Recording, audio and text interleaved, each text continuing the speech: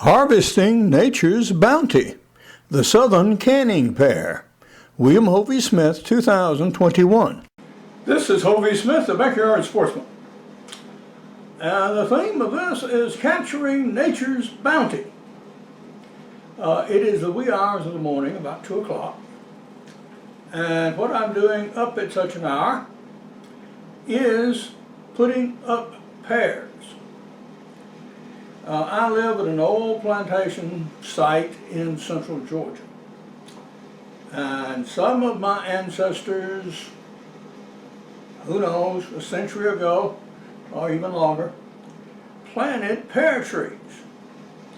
And these pear trees are still bearing, just as they are at many old plantation houses, at many old homesteads, all through the South.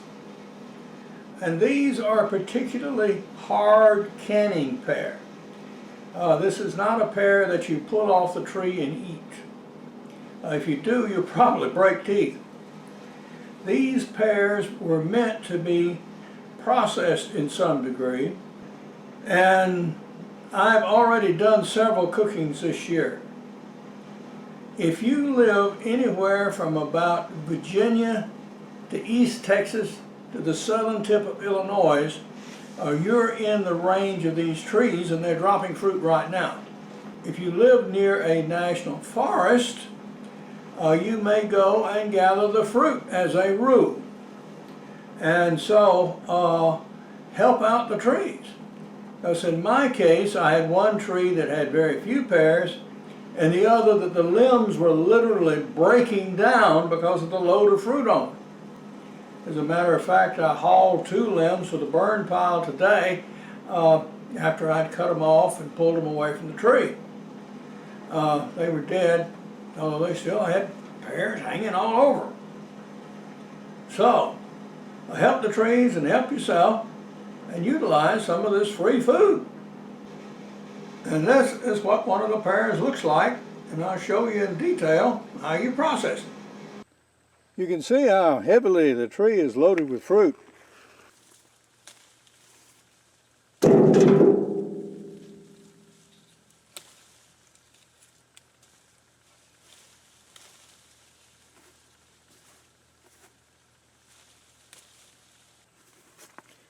In a few weeks, fruit like this will quadruple in size and be enormously heavy on this tree. I've got half a trash can full for processing now, and these others in the cart to throw away. But at least you think I'm not leaving enough for my critters out here.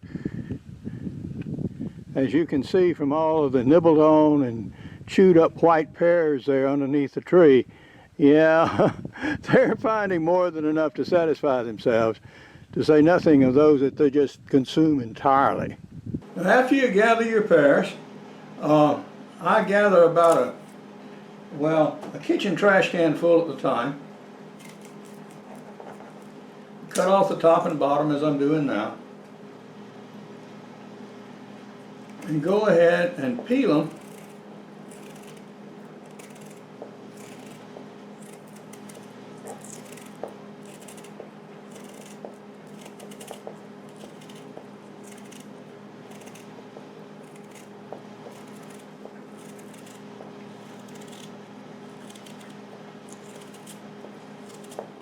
And there's your peelings.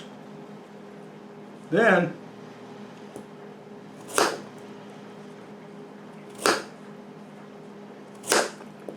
go ahead and slice them. What you want to do is cut around the core, which has the seeds, first on the sides and then at the top and bottom.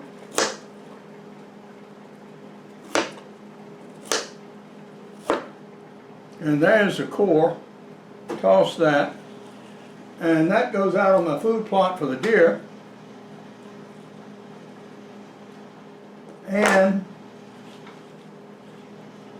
And you put it in a pan full of water, which in turn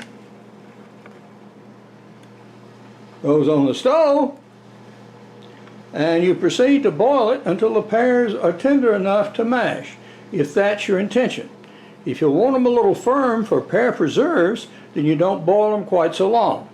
Or if you want to make a pear pie, you don't boil them quite so long, so you still preserve some crunch in the pears.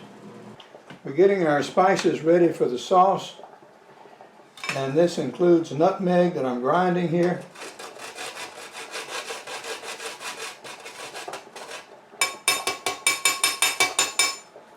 Now the real connoisseurs will tell you that you should only use absolutely fresh spices, which is a bunch of BS. This nutmeg is probably 20 years old, and I see no reason it shouldn't last another 50 or so, as long as it's kept dry. We've also got out some butter. In making the pear sauce, I use about half a stick of butter, so I have it out and letting it soften a little bit, although we'll stick it in very hot pears very shortly. The larger pot on the stove is ready to pour up. The one on the back eye is not yet started. But the way you tell they're tender, when you can take a fork and push through it, pick out one and let it cool a little bit and crunch it, and you'll still have a little texture between the teeth. That's just the nature of pears, but they should be soft at this stage if you're going to make the pear sauce. Ready to pour off, and I'm saving the pear water, by the way.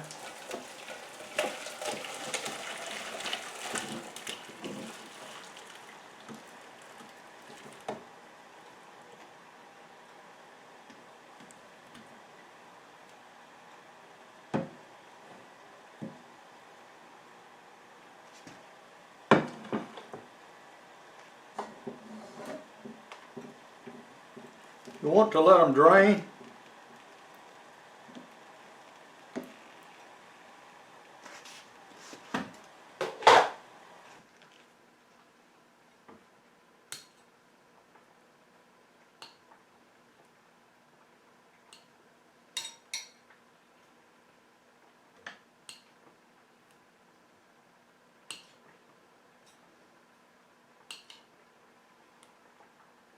Okay, there's the butter. I'm going to add some cinnamon.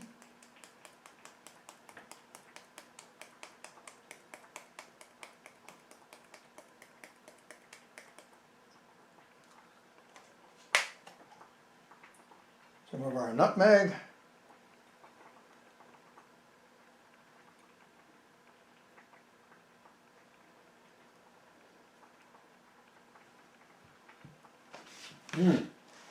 Well, that smells delicious as it is. And just proceed.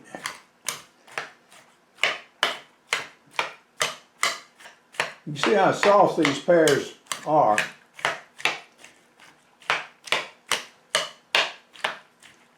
It's basically cutting this butter in. And now we'll get out the potato masher and really mash them up.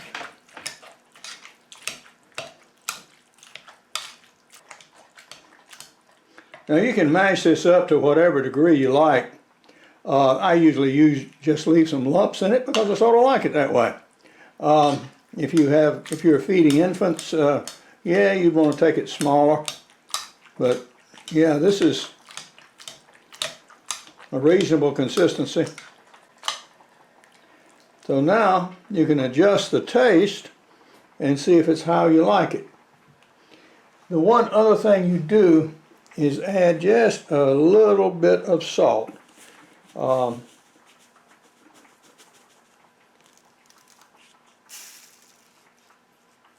half a teaspoonful into the mix.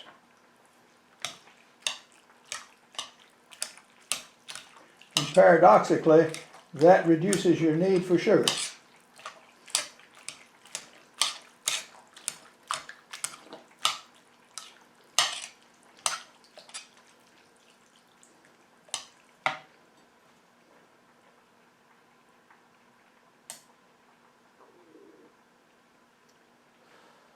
Now for taste, for my taste, I think that's just about right. For our pear water, we put it back in the pot and added a tea bag and some ginger root. Now we'll bring that to a boil again and then turn it off and let that just simmer. And so we'll have a fruit drink chilling in the refrigerator. For our pear bread product, we're going to mix up the dry ingredients. And this includes almond flour, which is going to be the base. And we're also going to add a cup of regular white lily flour to it. And some baking powder so we get a little rise out of it. It's not quite so heavy. Some of the cane sugar blend substitute, nutmeg and cinnamon. And we're going to pre-mix those in that stainless bowl there prior to adding them to the pears. I tried it with straight almond powder before, but I did not quite like it as well. So I think adding a little wheat flour will help the taste and texture. Well, that's about a cup.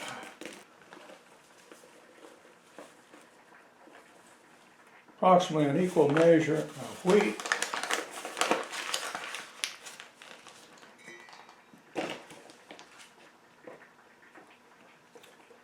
And since this almond flour has no leavening in it at all, I'm going to add some baking powder here.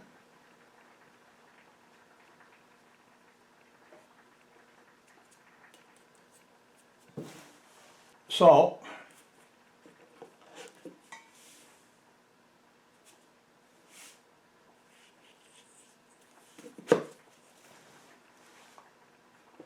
Our sweetener.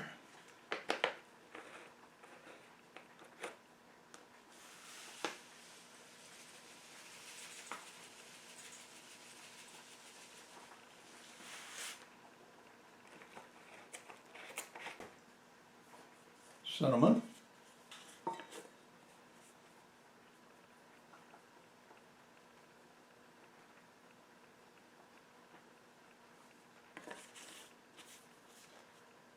And we're going to grind up some more nutmeg as well. We have everything ready for our pear bread that goes together very quickly. Here are our hot drained pears.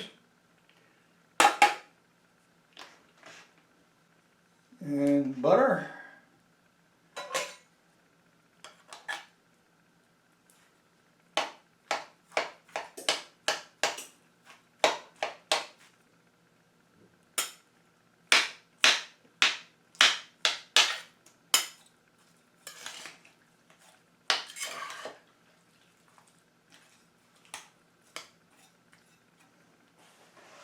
We'll let the butter melt a little bit before we add the dry.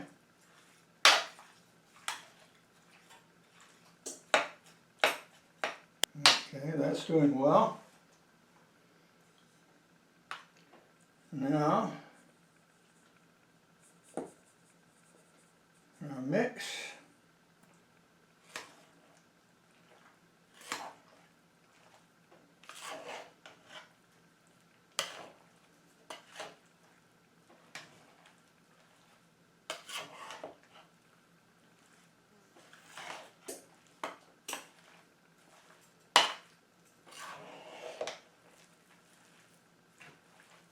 Three eggs.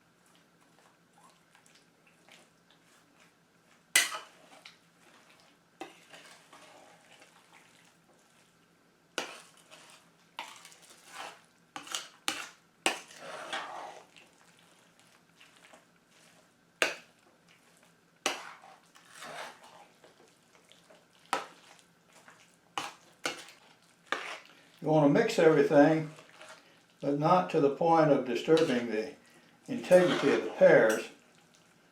Okay, now that's looking looking about right.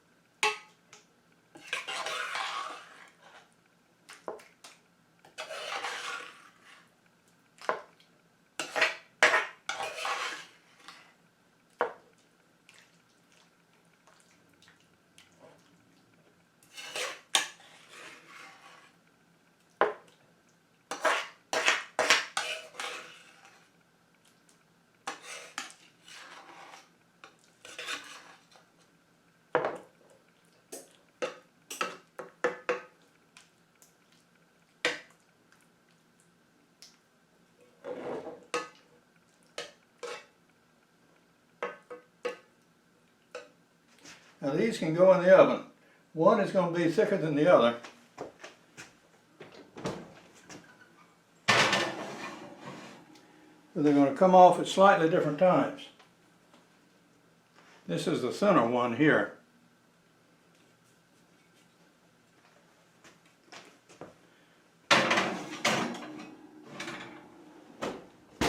I'm an author, mainly of outdoor books, and many of them have recipe sections in them. I also have a series of e-books on muzzleloading hunting, including hunting with muzzleloading revolvers. And the Ruger Old Army, which has taken alligator and squirrels, is going to be among the guns I'll be hunting this year. I also have business books, the most recent of which is Making Your Own Job Anytime, Anywhere, at Any Age, which is available as a soft cover, as an e-book, and also as an audio book. Also available now in soft cover, e-book, and audio book is my novel, Until Death Do You Part, and this can be purchased at Amazon.com and other book retailers worldwide or from your local bookstore. Well, how did we do with our pear cooking? Well, time-wise, we started at about 10:30 last night peeling pears. And it is now about 6 a.m. the following morning. And we are done, and we have pear products on the table. What we have is our pear tea here.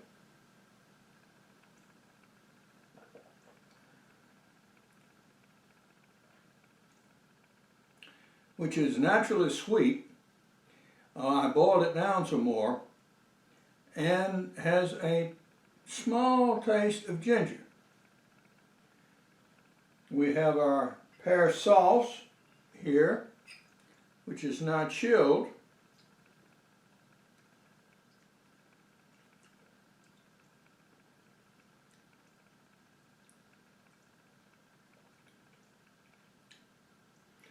It's crunchy and taste, as you might suppose, of cinnamon and nutmeg.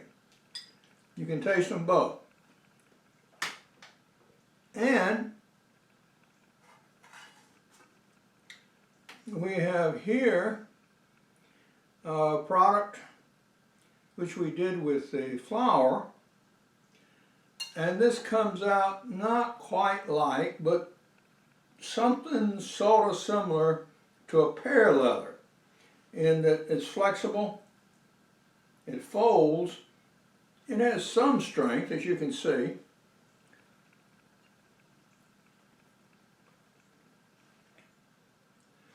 And it has a satisfying taste in the mouth.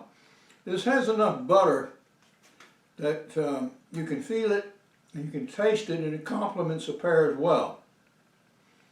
What else would go well with this?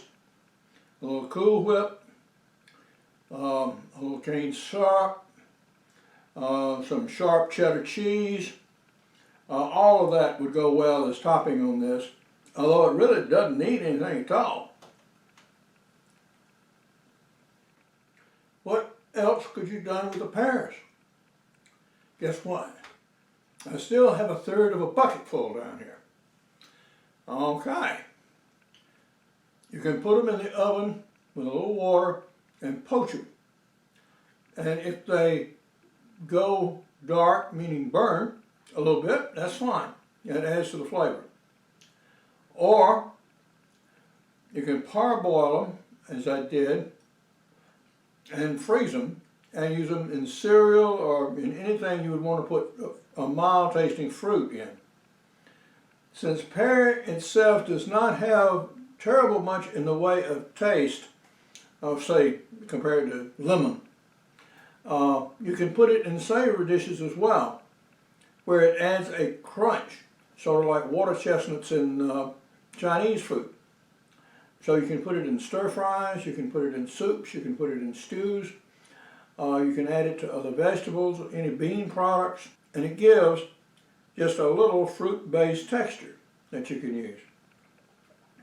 Now, any of these products, when frozen, frankly will keep for years, so you don't have to worry about it. Well, what about our excess flour product here? What can you do with that? Well, you make pancakes out of it for one, or you could save it on your next run of pears. Because guess what? I still got a tree full of them. But now, least I forget. You can also make pear wine.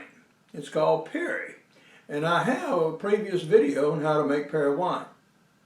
But now, this is Hovey Smith, reminding you to hunt what you eat and eat what you hunt. Be legal, be ethical, be safe. Goodbye, God bless, and see you next time. As always, be careful with knives and when handling heavy pots of boiling liquids. Besides myself, 4 other families gathered pears from this tree this year. For more information on my books, blogs, and nearly 900 videos, go to my website, www.hoveysmith.com. For more information on my business books, go to createyourownjobsecurity.com. To find out how my novel, screenplay, and movie is coming along, go to fatherthegrooms.net. The softcover ebook and audiobook of Until Death Do You Part will soon be available at Amazon.com, Barnes & Noble, and other book outlets, or you can order from your local bookstore. Hunt what you eat and eat what you hunt. Goodbye and God bless.